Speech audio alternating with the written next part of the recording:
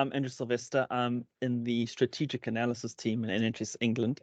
And Toby and I are both economists. We used to be in a team called the Digital Analytics and Research team. And this topic that we're presenting on today is an outcome of a key area of research that we worked on while in that team, and something that we want to continue to make sure it reaches its final intention of publication. But the methodology that we applied in this project is something that has widespread application across the NHS. So we're very excited about presenting the methodology as much as we are about presenting the results. Our work has benefited substantially from input from Tim Ellis and lots of people in the frontline digitization team who have vast experience and knowledge of this specific area. It's also benefited massively from collaboration with Dr. Giuseppe Moscelli, who is an econometrician at Surrey University of Surrey, and has helped substantially on the methodology and making sure it's super robust. Great, thanks. So let's start on the next slide with what we're talking about here, which is electronic patient record systems. We're spending £2 billion to support systems rollout EPRs with a goal of 100% coverage by March 2025. So it's clearly something important if we're putting that much money into it. But what is an EPR? So an electronic patient record system, as its name suggests, is what you used to have, or some providers unfortunately do still have, on paper. So the paper charts for a patient admitted in an inpatient setting, or actually, sorry, it's not just for inpatients, for multiple settings, but the paper chart, and then you take it and digitize it and you make it a digital record instead of a paper record. And now you don't have to deal with reading illegible handwriting or finding, where the chart was last put and we've misplaced it. And that's what an EPR is at its most basic. But why would you have that wealth of real-time data and not build on top of that and expand what an EPR is into many different digital capabilities and linking in to other areas where you can unlock different operational, financial efficiencies, and also improve patient outcomes in many different dimensions. And so EPRs have grown into many different dimensions and can touch on most nearly every different place and piece of activity within a hospital, and we're specifically analyzing acute hospitals here, just because that's where we have the data for these. But you have tons of different outcomes, and we've focused in on two very specific outcomes in this research, which we'll get to shortly. But I just wanted to sort of highlight that EPRs are these expansive things. They're difficult to define, and you do still have very, very different ranges of what EPRs a given provider is using, from a very simple core one to a large enterprise one.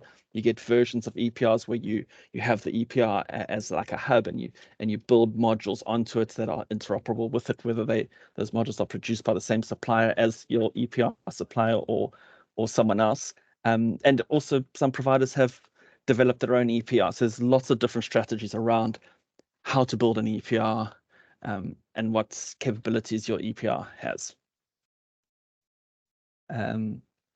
There's lots more that we can say about this, but let's move on to the next slide for the purpose of this presentation. So we want to understand what the impacts of EPRs have been. And so we have various methodologies at our disposal to analyze it, but we were particularly interested in causal econometric methodologies, because we can then say not that the outcome was associated with the implementation of an EPR, so we don't know whether or not the EPR caused it, but those things happened one after another in a statistically significant order. But we wanted to say, no, it's causal. And so we've used methodologies, which Toby will get to the details of shortly, but that are specifically causal. So we can say things like the EPR caused this impact on sepsis mortality or on non-elective inpatient length of stay. We have some good data. We've got 9 treatment providers and 13 control providers. We haven't used all providers across the acute setting within England, because we only wanted big bang implementations of enterprise level EPRs over the last 5 or so years. And so that limited the number of treatment providers that we could include as our treated cohort. And likewise, for our control cohort, we couldn't just include everyone else. We needed to use providers that don't have EPRs so that they are a true control. And you can see 3 outcomes that we've analyzed there in the 4th column, but I'll get to those in the next slide anyway.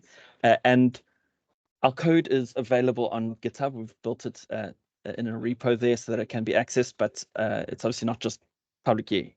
You have to, ask us for access to it, but we're very happy to give you access to it. And this is all building up towards academic publication that we're collaborating with Dr. Giuseppe on. And yeah, we've got a working paper on the sepsis mortality one written up, but yeah, publication timelines are a bit out of our hands. Next slide. So these are the 9 treatment providers. We've anonymized them, obviously, but you can see that they have implemented staggered over time. So we've got 7 full years worth of data from June 2016 to May 2023. And we've got these implementations from somewhere between April 2017 and June 2022. And it's the staggered implementation that makes causal modeling quite difficult. If they're all implemented at the same point in time, it'd be quite easy to do some sort of difference in difference model, and we could reach quite a strong finding. But that's not the nature of the NHS. That's not how we make change. We make change by piloting at different sites at different times. We learn from how they did it. They obviously need to implement when it's right for that provider. We can't say, oh, all providers must implement an EPR at the same point in time, because that's not going to be right for that a number of those providers. They're going through other things as well. So yeah, so this natural experiment that we have is a staggered implementation over time, and so we have to acknowledge that in the methodology, because if we don't, we can produce very biased results. Next slide. So these are 3 models which we have built so far and have produced statistically significant results. The reduction on sepsis mortality caused by implementation of EPRs is a very substantial result. Toby's going to talk through that one in his analysis shortly, so I'm not going to dwell on that. But we've also found other a quarter of a day, which a quarter of a day doesn't seem like a lot, but it adds up to a lot of beds. It's like we could get 2 or 3 whole hospitals worth of beds for free. If the difference between having these EPRs at acute providers and not having them at acute providers. And those aren't just beds, right? Those are staffed beds. If you're in a hospital for less time, it's a bed on a ward and all the costs associated with someone being in a bed on a ward. So there's a lot of resource that's unlocked as a result of this reduction in length of stay. The result is a little bit less strong than the sepsis one, in that it's slightly inconsistent with some providers. There are a couple that break the trend. It's not all looking in the same direction as with sepsis mortality, and so would really benefit from a mixed methods complementary piece of research, which might be happening. We'll see. We'll have to sort of watch the space, but that would really give greater insight into what we've done, which is just a purely quantitative analysis. So we got some question marks, but it would be for a mixed methods research project to answer those questions.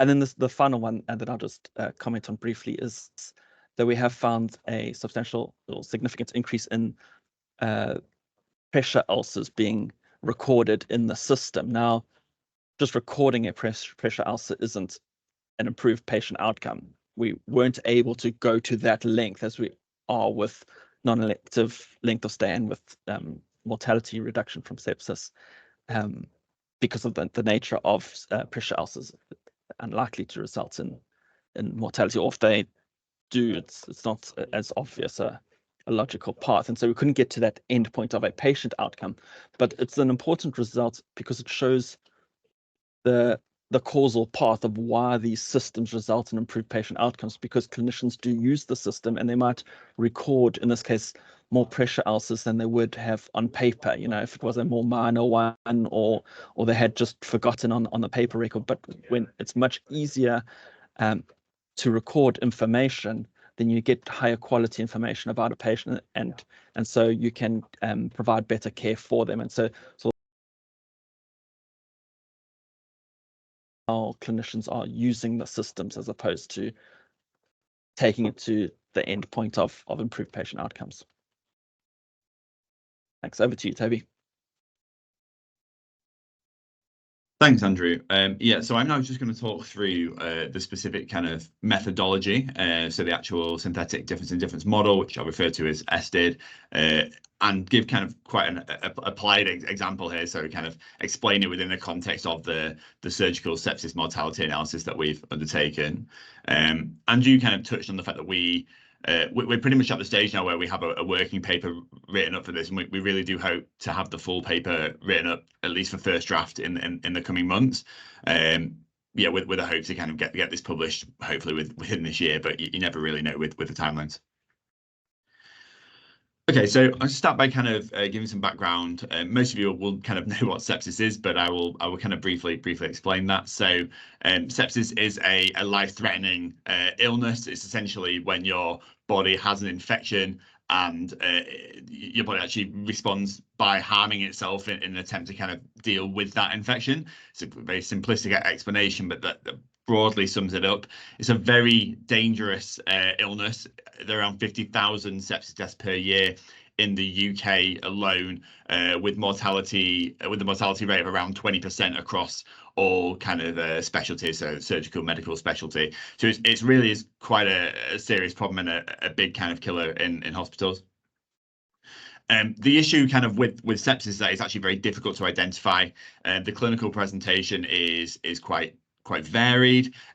So if you come presenting kind of a range of conditions in hospital, it might be quite hard to identify that actually sepsis might be an underlying condition. And it's absolutely essential that if you have sepsis, that you are provided antibiotics rapidly, as quickly as possible, and that really does improve your survival odds. Also, awareness of sepsis in the general population is quite limited, which again is another reason why it's such a dangerous illness to have, essentially. Okay, so how do we think EPRs might actually help optimize the treatment of sepsis patients? So we've spoken to a lot of clinicians around this work, and there's also a lot of qualitative evidence that we have from the GB program.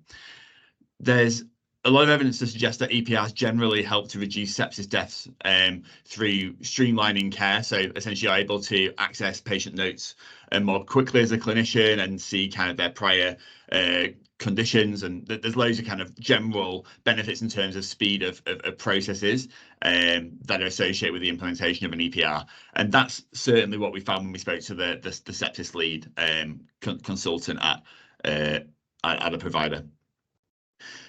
Additionally, EPRs enable the use of the news-to-use scoring system, which helps to quickly identify and flag to clinicians and alert them via a sepsis alert that a patient may have sepsis and that they should be considered as a potential sepsis patient when they're being assessed.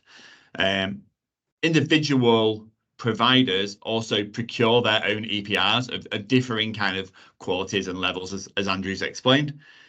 There are other sepsis early warning systems that are built in to these different EPRs that different providers have.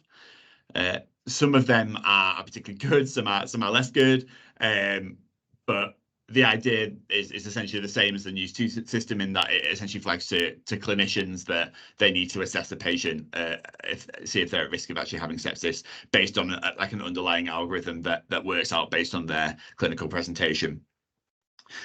So, is there any evidence that actually implementing an EPR leads to a reduction in sepsis mortality rates? So, there's a lot of evidence qualitatively that's the case, and there is a little bit of quantitative evidence.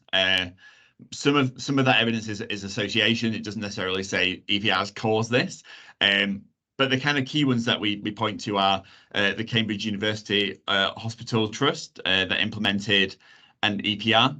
They found a reduction of 64 lives, a saving of 64 lives per year, which equated to over a 40% reduction in overall sepsis mortality rate. There's also evidence from Liverpool Hospital, which found a 200 life saving over a year as a result of implementing an EPR, although that was less attributed to the sepsis alert and just generally to the implementation of an EPR and the speedier like processing capabilities that I've already described. So now I'm just going to talk a little bit through the empirical approach and our actual modelling technique. So typically kind of in economics and econometrics, you would use a two-way fixed effects model to model staggered interventions. And this is kind of how it's always traditionally been done.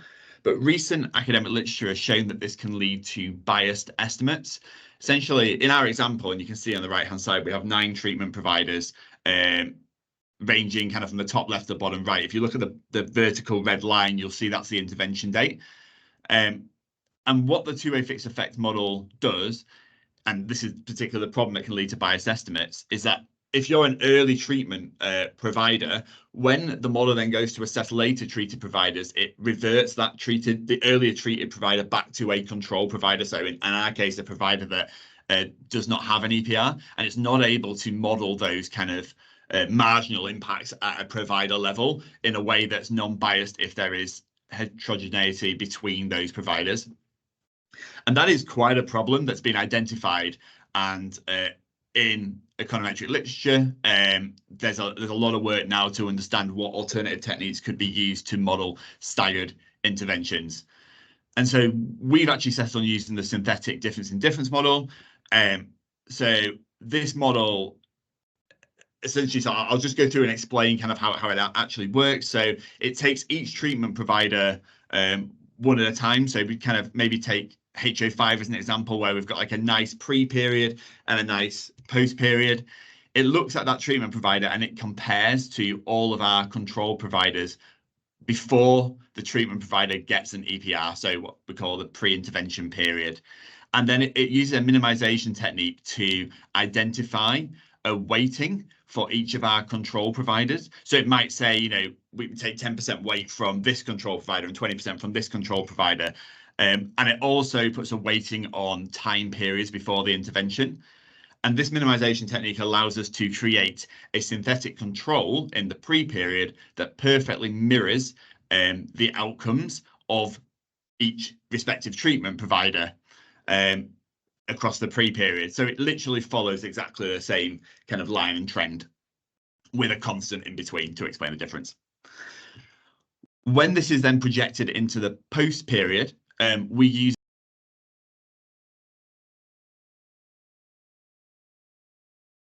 to give us a synthetic control for the post-period.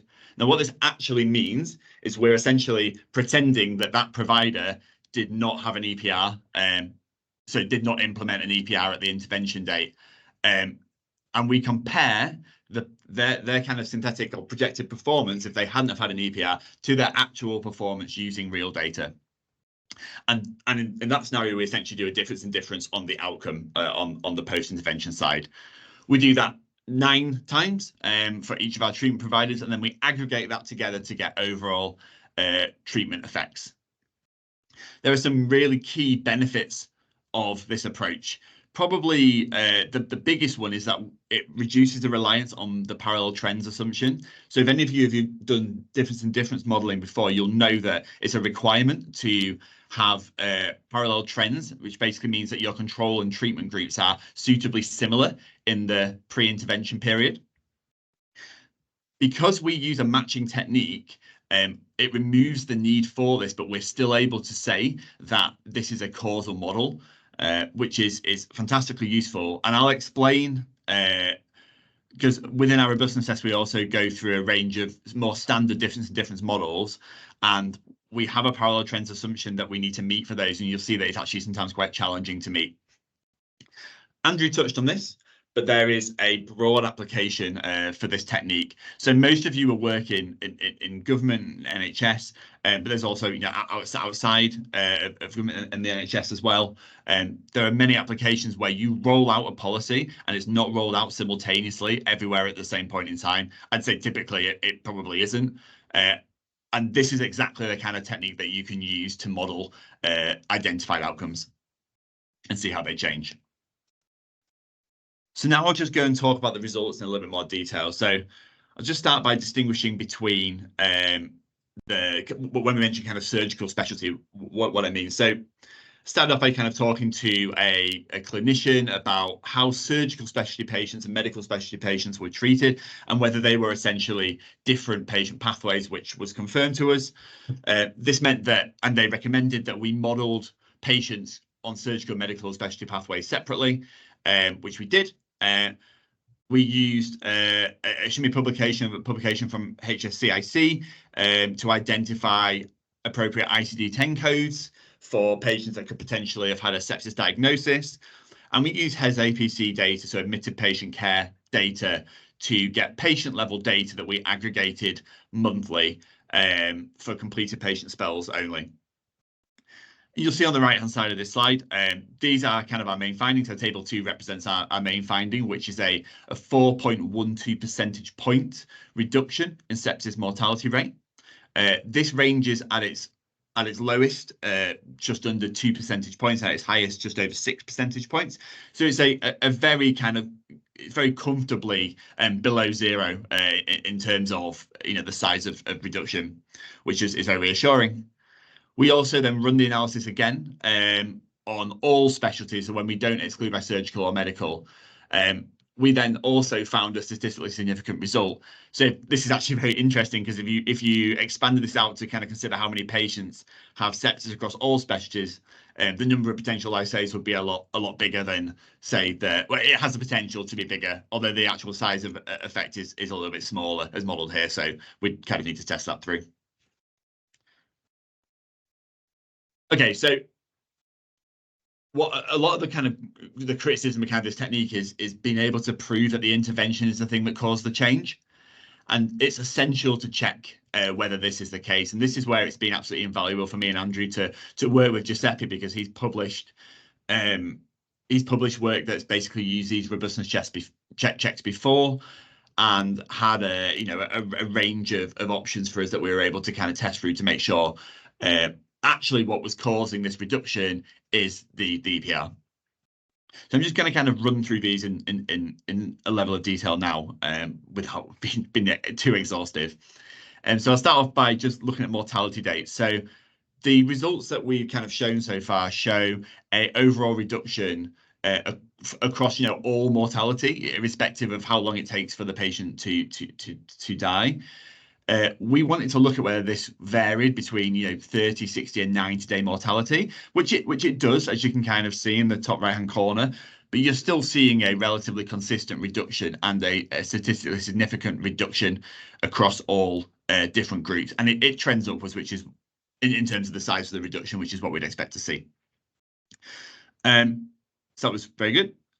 Next, case mix. So people may say, this criticisms that we might have would be, maybe we have, a case mix of patients kind of in the post-intervention period that are less ill, and that could be why we see a reduction in sepsis mortality. So we used the Elixhauser comorbidity tests to check on comorbidities, and running synthetic difference in difference models on the mean and sum of those of that particular variable to see whether there was a statistical change in the score pre and post, and we weren't able to find that. We also ran it across different age cohorts, across sex, and a range of things, and we weren't really able to find any significant changes in the pre and post period when aggregated up for all providers. And so we were kind of able to successfully rule out a change in case mix.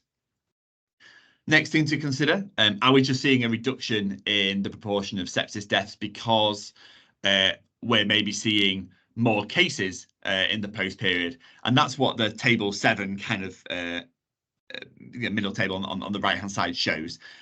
You'll see that because this varies below and above zero across the confidence intervals, we're able to essentially reject that. And there's no real evidence that there's an increase in proportion of cases in the post period compared to the pre period. Then maybe if you reduce this to a 90% level, but even if that was the case, it would be extremely minimal. And we've dealt with a lot of the case mix concerns. So I don't think we'd be overly concerned about that, even if that was the case. Now we kind of get a little bit more technical. So we look at a placebo intervention date. So for this one, we actually change the intervention date.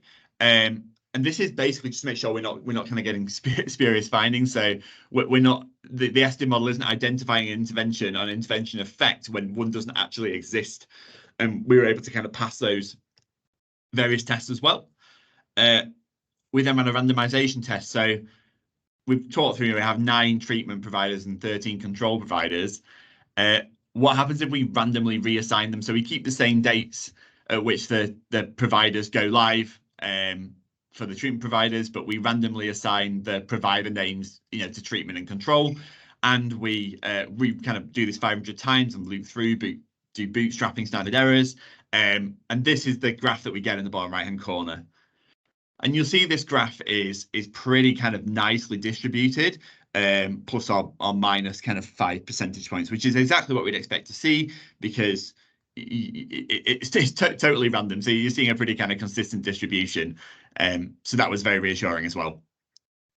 And finally, a falsification test. So you keep all treatment providers within the model, but you replace your control providers with providers that already have EPRs and were treated before the study period began. And you run this through basically to see whether it's another way of testing whether you're actually identifying a false effect. And that was also fine. So we've kind of pretty clearly met all of the robustness checks that we ran through, and there were no kind of major concerns that we were able to identify. Okay, I'll now go on and just talk about some of the different modelling approaches that we've used. So these are also kind of robustness checks. They're bits that we'll include kind of within the annex of the paper. The first is the CSA model. So this is actually really good and maybe relevant for the audience today. This uses actual data, so it uses actual control data and compares the control providers to treatment providers using inverse propensity matching. What this means in reality is that we take each treatment provider and we're able to match the control provider that best mirrors their performance in the pre-intervention period. And then we do a parallel trends test on that to see whether essentially we pass the test that we require for the results to be robust. And this is exactly what we've done for this model. Unfortunately, we weren't able to pass the actual get a kind of sufficient value to pass the parallel trends test, but it is quite a stringent test, and also visually we were able to kind of identify some parallel trends as well. So it was still a useful finding, and our overall aggregate effect that we identified was very similar to the synthetic model. Just to understand the graph in the bottom left-hand corner, the blue dots represent the pre-period, and because they bounce around 0, that suggests there is some semblance of parallel trends there. And the red dots represent the post-intervention period, with the periods of treatment being months pre and post. You'll see at the start, most of those dots are below, most of the red dots are below the line, and this is because we have staggered interventions. We have pretty much all or near all providers in the first kind of maybe 6 to 0 to 12 months post-intervention. But over time, these providers drop out, which means on the far right-hand side where you see it start to trend upwards, that effect is then dominated by a smaller number of treatment providers. So you can really focus in really on the first bit of that graph. The next model is the CDH approach, which is very similar to the CSA model, but essentially operates a different kind of weighting procedure and deals well with situations where you have negative weights, which is a kind of a big problem. We honestly relied a little bit less on this model, although we looked at the overall ATT and it was relatively consistent with what we'd found. If anything, I think maybe slightly larger. This again requires parallel trends testing, which is a limitation compared to the synthetic model that we ran. And finally, the standard difference in difference model. So this is, I think, actually been really helpful for proving what we've done and what we've found with the ESTID model. We have 9 treatment providers, HO1 to HO9 in the graph in the bottom right. You'll see that they're all individually showing a reduction in sepsis mortality. So there's not one provider that we were able to identify that showed an increase after having an EPR implemented. Obviously, there's kind of there's confidence around this, but it's quite an interesting example to show kind of the consistency of results that we found. The issue kind of with this approach, as I kind of mentioned, is that you can't really aggregate these effects up. And that's the benefit of using either the SDID, the CSA or the CVH, because you can aggregate those effects up and get an overall treatment impact across all of your providers. That is pretty much everything that we wanted to show. I hope it was interesting, and we're really happy to kind of take questions. And we're also really happy to collaborate. If you see examples for this technique in your work, then please do reach out to me and Andrew, and we're really happy to come and advise, help, share the code, just generally be as helpful as we can be.